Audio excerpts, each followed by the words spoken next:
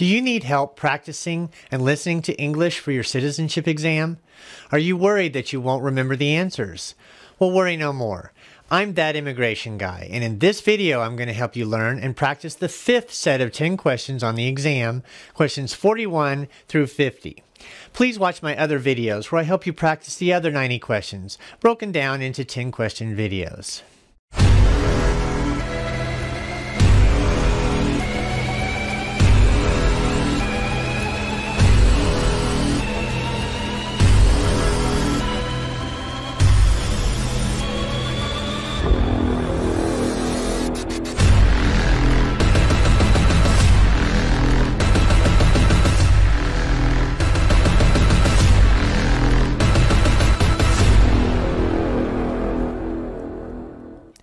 Welcome to my channel. I'm Brent Newcomb. If you're new here, I'm That Immigration Guy, an attorney focusing solely in immigration law for almost 20 years.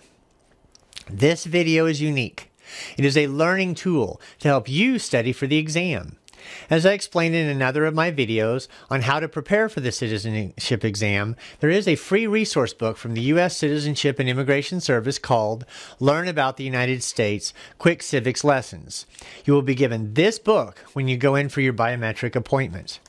I will be using this book as a guide for you. I'll tackle 10 question blocks in each video. I suggest listening several times to these videos and practicing along with me. I will read the question, then the answer with a little additional information. After I've gone through all 10, I will repeat just the questions and the answers one more time. Finally, I will repeat just the questions with a pause where you can answer yourself.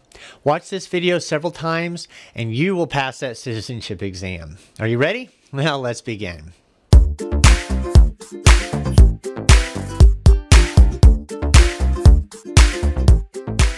Part 1.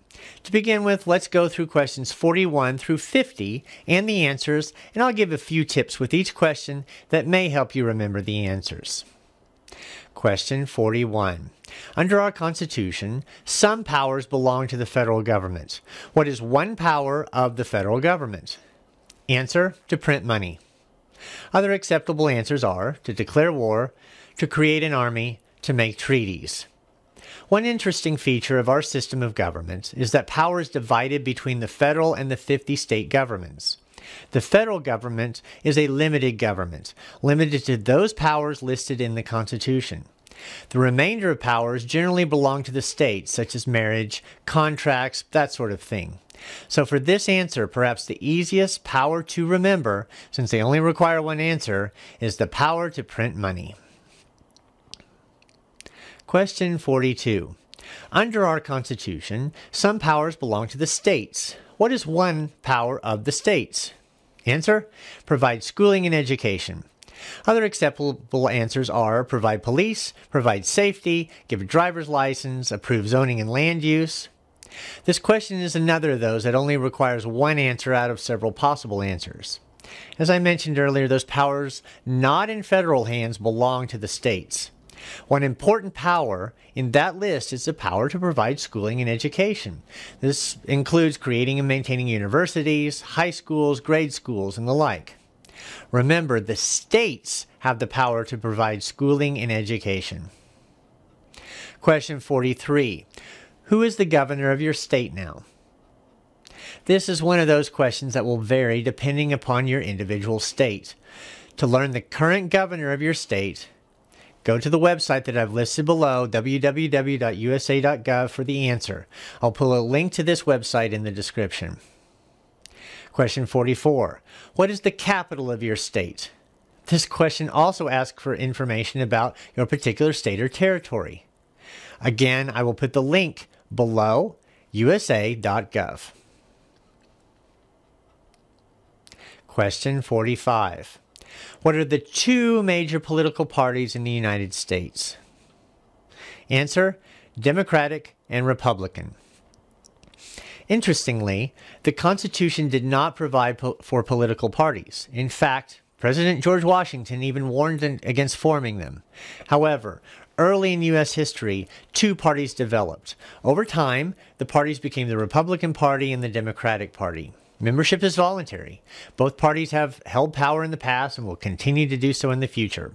Remember, Republican and Democratic. Question 46. What is the political party of the president now?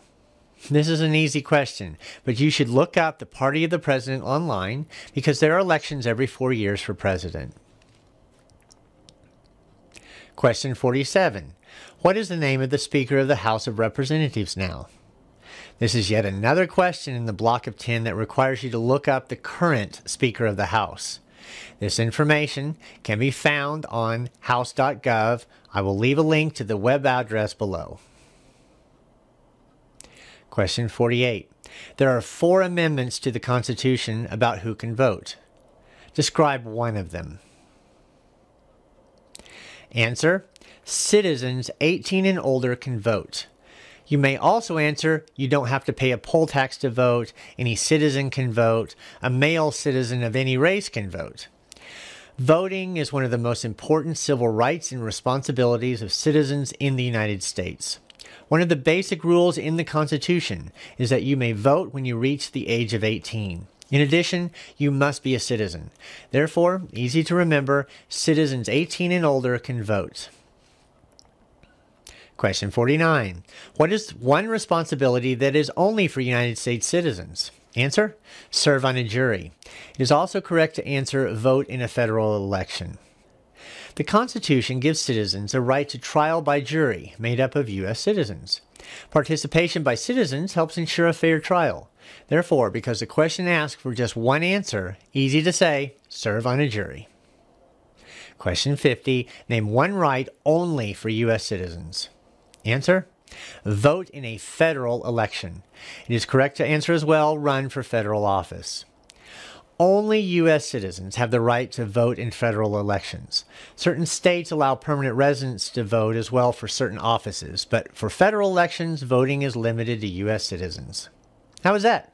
Not too bad, I hope. Now we will get into more practice.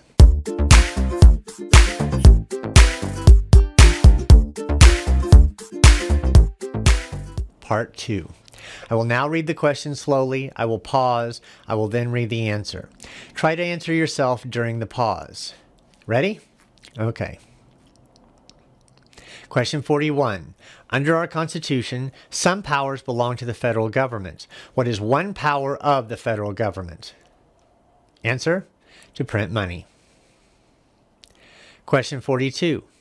Under our Constitution, some powers belong to the states. What is one power of the states? Answer: provide schooling and education. Question 43. Who is the governor of your state now? Question 44. What is the capital of your state? Question 45. What are the 2 major political parties in the United States? Answer: Democratic and Republican. Question 46. What is the political party of the president now? Question 47. What is the name of the Speaker of the House of Representatives now? Question 48. There are 4 amendments to the Constitution about who can vote. Describe one of them. Answer: citizens 18 and older can vote. Question 49. What is one responsibility that is only for United States citizens? Answer: serve on a jury. And question 50. Name one right only for U.S. citizens. Answer: vote in a federal election.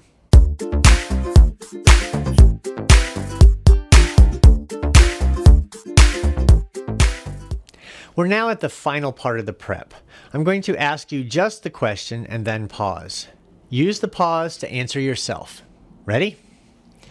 Question 41. Under our Constitution, some powers belong to the federal government. What is one power of the federal government? Question 42. Under our Constitution, some powers belong to the states. What is one power of the states? Question 43. Who is the governor of your state now? Question 44. What is the capital of your state?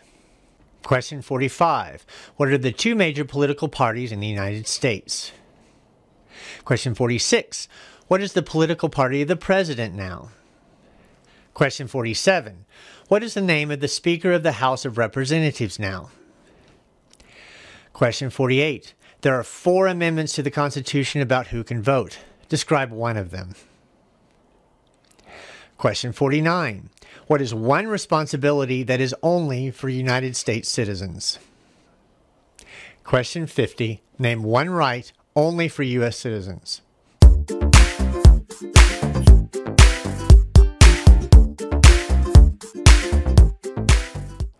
That's it. How did you do?